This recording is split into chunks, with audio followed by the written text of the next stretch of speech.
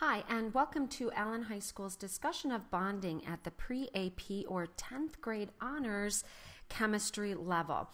We're going to be moving into covalent bonding structures. And in this case, we have a very specific molecular solid. There's a discrete molecule, a beginning and an end. So in this case, the more electronegative is not electronegative enough to actually take away another atom's electrons. They're just not attractive enough.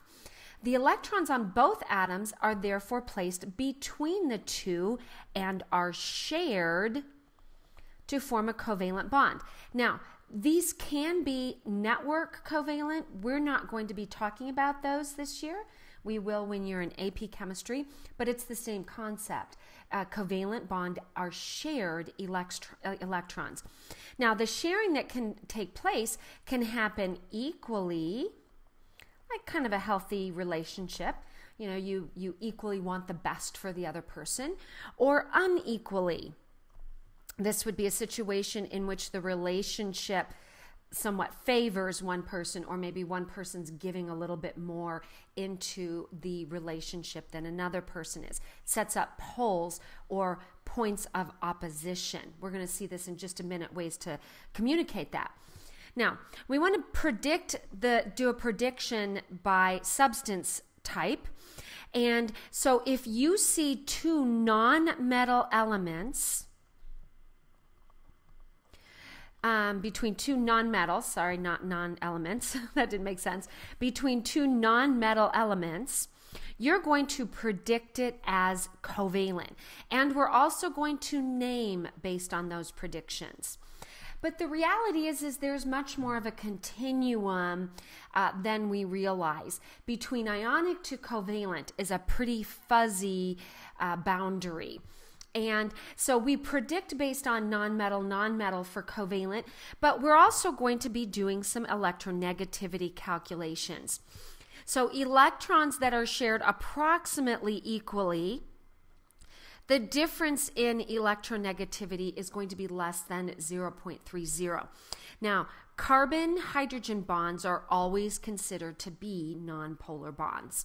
So regardless of their electronegativity, and I think it's pretty much exactly 0.3, these are considered to be nonpolar. And the reason is because they behave. Remember, structure determines function. They behave nonpolar. Now, there's a whole set of these. These are elements that exist in molecular form. And it is because of their Lewis dot structures that they tend to do this. So hydrogen has one electron. If we can bring in another hydrogen, it's happy sharing just two electrons.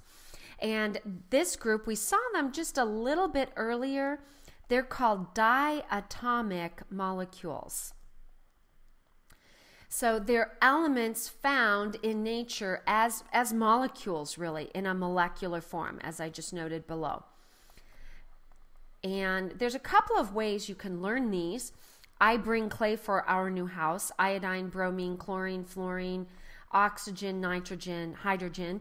That's one way. I've seen another do, if I can do this, I'm not used to it, it's Brinkelhoff.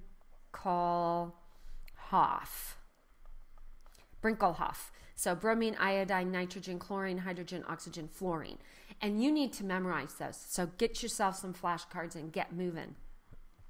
All right, polar covalent, the electrons are unequally shared. Now, we're talking about bonds right now. I want to re-emphasize, not bombs, bonds. I want to re-emphasize this because we're going to move into molecules later. But as a bond, the electrons are shared unequally. And usually the electronegativity is less than 1.7, but greater than or equal to 0.3. All right. Now, we have a couple of ways we can indicate this, and I already introduced one of them a little earlier.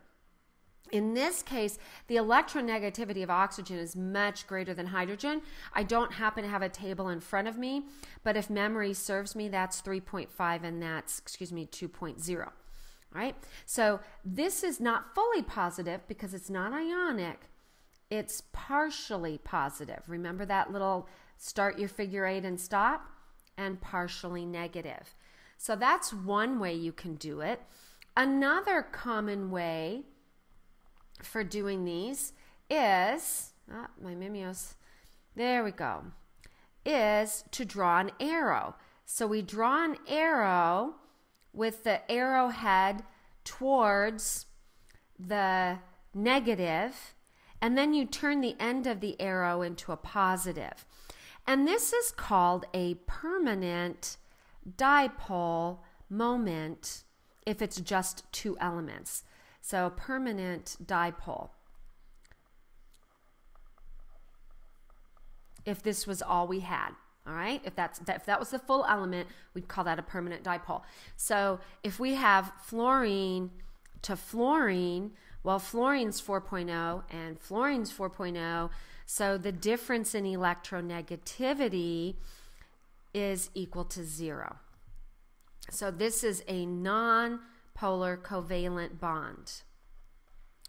Now, for hydrogen and chlorine, chlorine is 3.0. I'm pretty sure, you might want to double check that on me, but I'm pretty sure my memory's right. Hydrogen being 2.0. And just like what we saw before, you'd have an arrow heading towards the chlorine. There'd be a minus here, and there'd be a positive here, showing us that the hydrogen is partially positive and the chlorine end is partially negative. Okay, so HCl, because it is a discrete molecule, is said to have a permanent dipole moment. Now, sometimes really what it is that there's kind of an electron party, and if you could map out the distribution of electrons, they spend way more time playing near the oxygen than they play near the hydrogen. But they don't ignore hydrogen completely. Okay, so it's a little skewed towards the oxygen.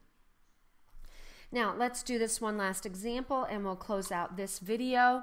We want to count the polar bonds here, and any bond between like elements, the same elements, that is a non-polar bond. So we have one non-polar bond, and if you looked up the differences in electronegativity between chlorine, okay, this gives us 6 polar bonds. Now, we're not talking about the molecule yet, but those are polar bonds.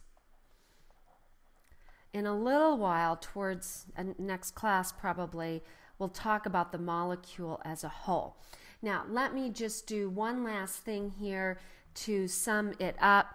We kind of have that continuum here assigned as 4.0 and 0 in terms of a difference in electronegativity here. And we just draw some lines in the sand based on behavior.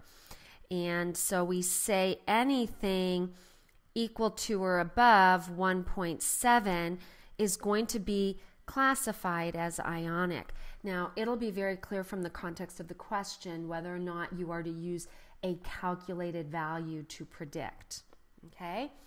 And then if we go from 0.30 up to 1.7, those are our those are our polar covalent bonds. So polar covalent. And then down here is nonpolar covalent bonding.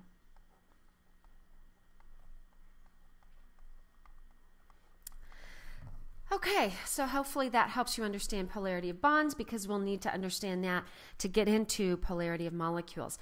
But long before we do that, we have to come up with some models for these molecules, a way of visualizing their molecular structures in three-dimensional space.